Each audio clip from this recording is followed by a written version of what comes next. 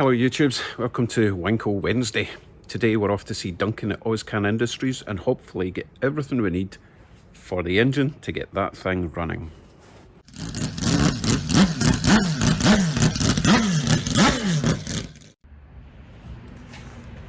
Well, I'm here.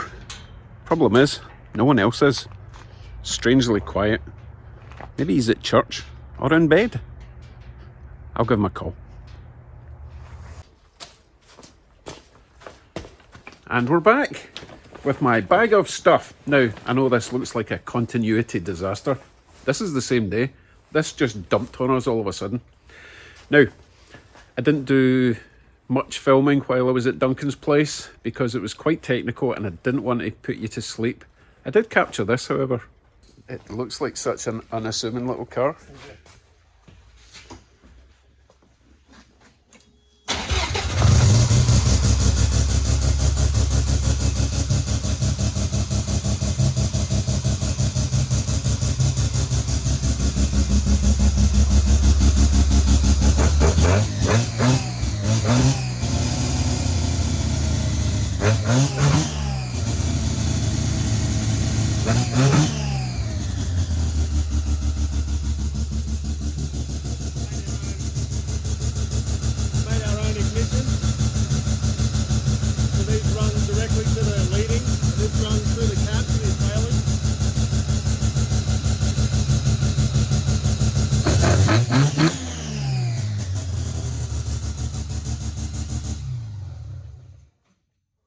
Wow.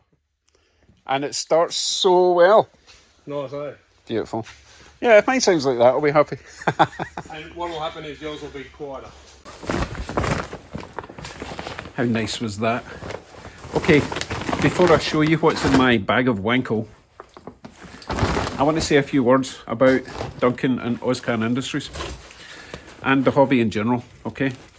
You know, sometimes when you go on a forum or a group and you ask questions and people respond with things like, if you don't know what that is, you shouldn't be working on it kind of deal, and you get belittled. I didn't get any of that at Duncan's place. Duncan went way far beyond what he had to do to help me out here. I got about 80% of the parts I need, and Duncan spent a lot of time searching through his inventory to try and find exactly what I needed, and he didn't try and sell me anything I didn't need. He knew what I would need to get this engine running, and he sent me some details of parts that I need to get. But the main thing is the passion that Duncan has for these rotary engines is it's just way up there, higher than you can see on screen, right? And it really shows through. And he is, although he's got a little business there, he's not trying to rip anyone off. He wants to see these engines getting revived, and he's doing his absolute best to make that happen. So thank you very much, Duncan. And I will leave a link below for all your rotary needs. Go and see Duncan at AusCan Industries in Guelph. Right, let's see what's in my bag.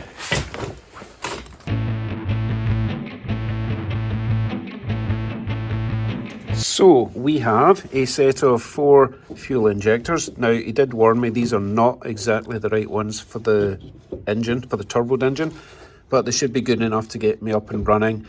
They will not handle boost, but that's okay. I'm not exactly going to be driving that anytime soon. So that's good. That'll get me up and running. Needs a bit of a clean up, but all the O-rings and stuff are in good nick. The pulley I was talking about, water pump pulley, needs a bit of a clean up, but that's ideal. Leading and trailing, I don't know which is which, coil packs. These are chunky beasties.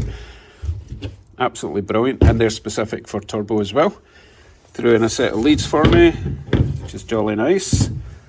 And he actually supplies, well, not so much supplies, but he can supply you with spark plugs specific for the RX-7.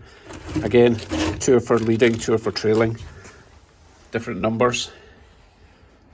I don't actually know which is which. I guess I need to learn that. Early stages of this rotary adventure that I'm on. And I don't think I have a dipstick, so he gave me a dipstick. Again, that is specific. It's a different length between the NA and the turbo, so that's important. And finally, this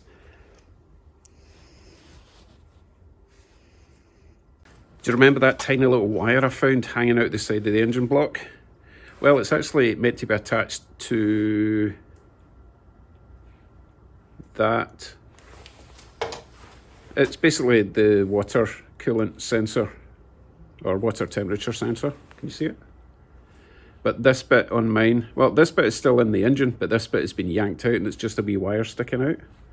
So he actually took that off a running car that he had sitting there. Wasn't that nice? So quite hard to get these little things because it's a funny length, funny thread. I don't think you can use a standard one, especially you don't really want to put anything non-standard in a rotary engine unless it's actually an aftermarket that's been custom made for it, but not a random Chinese coolant sensor. So that's perfect. So thanks very much for that, Duncan. Okay, what else do I not have that I really need? So according to Duncan, I do need a boost sensor. It's very specific. He spent about an hour looking for one for me, but he couldn't find one. I had a wee look online. They're quite expensive. I'll get back to that later because I might not need it. I was going to get vacuum pipe plugs. You know, all these tiny little vac lines that go all around the engine. You can do away with all that and just block them with those little plugs you get from, those little caps, you know, you get them from Canadian Tire or your Rotary Parts store. I can also do away with all those little oil squirters and blank them off. And if you don't know, the rotary engine actually uses oil. When you buy when you were buying RX-8s 10 years ago or whatever, they would actually hand you a couple of gallons of oil and they would tell you, you have to put oil in this every week. It does burn oil. It's designed to do that. So these lots of these little squirty oil things squirt oil all around the rotors and the housings. You can do away with that if you just mix some oil into your fuel every time you fill up, which is fine because I'm not going to be using this as a daily commute. I'll just have to have my big green gas can, fill that with fuel and oil. I don't know the ratio yet. It's like 2-stroke bikes, you know. I also need to make an exhaust downpipe. Now it's just like a 3 or 4 inch hole with 3 bolts. Duncan did have a very nice racing beat downpipe stainless steel job that he offered me at a really good price, but it would be just a shame because I know I'm going to have to cut it and send it out the side of the car. Obviously that's designed to go down and under and along the bottom of the car, so that would have been a waste of money and, you know, ruin a perfectly good downpipe for someone else. So let me explain what I was talking about with regards to I might not need the boost sensor. Right, Duncan said something to me which was quite important. It might actually be more expensive to go stock ECU with this project. If you go stock ECU, it relies on all these little sensors to function and make the engine run properly. All these little stupid OEM vac sensors and boost sensors, they cost a lot of money.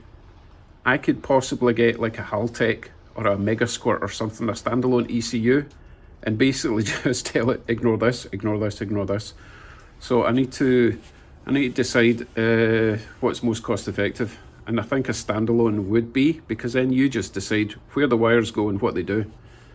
I obviously have to learn how to do all that, but hey, that's part of the fun, right? So that's where I'm at. Let's see if I can do something today though. Oh, I forgot. I also need fuel rails. They're probably quite important, right? Okay, back to that.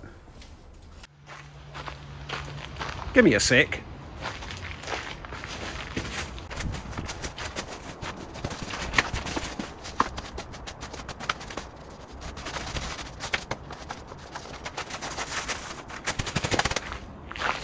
It's a bit crispy.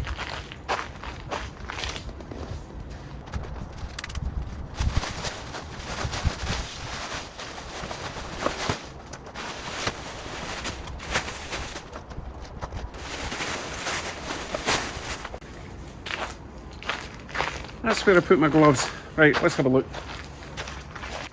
Let's see if we can fit any of my new parts. Dipstick, that should be easy. Right, I was a bit confused. I was looking down here for the hole. But no, it's right there, right in front of me. It goes in there. Check the level. It should be completely empty, which it is. That's okay. Remember, this engine's been rebuilt and not run, I believe, so that's going to be interesting. Next thing would be my big coil packs. Obviously I've got nowhere to mount them, so that's kind of pointless putting them near. But on the stock RX-7, I think the big one, which I think is the trailer, no, I'm making it up, I've no idea. Anyway, the big one went back here, the smaller one went at the front, but as I say, no point trying to install them until I've got brackets. So 2 of the wires from the big one go to the top or bottom, and vice versa for the bottom ones. I think what I'll do before I start cleaning this up, I'm going to put the spark plugs in these holes so that I don't blow, you know, stuff like this. I need to get rid of all that, but no point attacking this with an air gun or anything until I've plugged all the holes. The same on the other side for any intakes. While we're on this side, remember that little sensor I was talking about? Now, I thought it was to replace that, but then I noticed this hole here as well, and this actually fits in there. So I'm now confused. Is that, or is there something else to go in that hole? I'll take a picture and send that to Duncan, see what he thinks that is. Surely there wouldn't be 2 sensors doing the same thing right next to each other. Maybe one's in oil, I don't know. As I say, I'll ask Duncan. And of course we have my water pump pulley. It should just slip over here. But it's not. What am I doing wrong? Interesting. I wonder if I have to put this on before I put that on, because it's not clearing.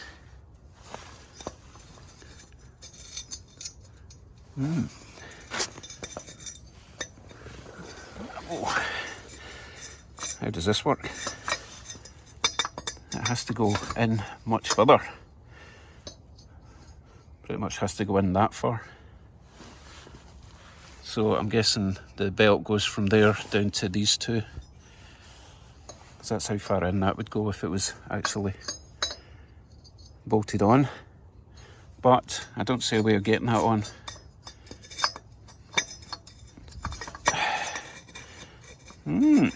That's a good one. Looks like I need to remove this pulley in order to get that pulley on. Good to know. Anyway, I can go and clean that up, give it a wee painty job, and that'll be just nice. I'm not going to anything fancy, I'll just paint it black like this is. Okay, I really want to get under here and get more acquainted with how these injectors fit or not at the moment, since I don't have a fuel rail or 2. That comes off. This comes off. Yeah, all the fuel rails are way under there. Really handy. So,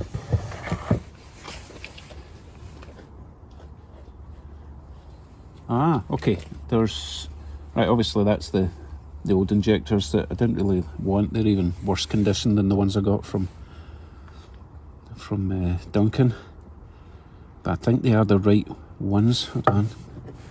Yeah, can see how that's kind of reddish pink and these are orange. I think these are the right ones, but I don't know. I don't really think they're any worse, to be fair. Anyway, yeah, so 2 of them sit there and the other 2 sit down here. It's this random bit of plastic rubber. I'll show you. So the other 2 injectors will sit in there and there. Fuel rail sits on top. It's just a small one, and I think it's got a little fuel pressure regulator. And then there's a pipe coming in, fuel pressure regulator, squirt squirt, pipe coming out. So it's just a little block about that size. And then I think it goes from there up to here, where there's meant to be another fuel rail. Goes in there, squirt squirt, along there, squirt squirt, another fuel pressure regulator, and then the return. So in here somewhere, squirt squirt, out, up, squirt squirt, out, back to the tank. So yeah, definitely missing fuel rails. So I'll just show you the other side where the exhaust pipe is, or the exhaust pipe will be. Here's my big 3-inch hole, 3 studs. I just need to make a flange, or whatever you call it. And then coming out to about here, let me back up. Because yeah, there was no way that that racing beat down pipe was going to work, because it came out to about there, and then down, and then along, and I'm not having the exhaust going under. So it needs to basically do a 90-degree coming out this way, out to about here, and then down the side, and along, down here-ish. So that shouldn't be too hard to make.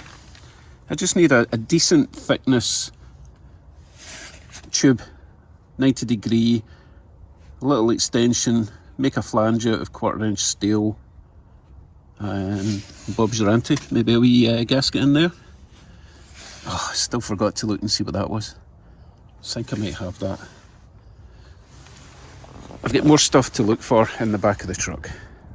Oh, just while I remember then, so these are the wee oily squirty things I was talking about that I shouldn't need. See the little oil stained pipes? They are everywhere. There's 2 there. There's 2 there. Oh wait, is that it? Oh, I think that's it. I was exaggerating. Anyway, I should be able to take these out and just put blanking plugs in there. The same in there. There's another little pipe down there. Probably block that off. And then all these vac lines can be blocked off. Apparently, except that one that goes to the boost sensor that I don't have. Now, I know this is all a bit technical and engine specific. In fact, engine and year specific. But I'm recording most of this for my own benefit, so that I've got good record of everything that I've got and where things go. And if you're new to rotary engines, then hopefully this will help you along the way. Hold on. Oh, text from Duncan. I sent him a message asking what that hole was for. Oil pressure sender. And I can just use a generic oil pressure sender with a gauge, you know, get it in a kit, which is fine, because I don't need that to hook up to the ECU. Tell you, Duncan's the man.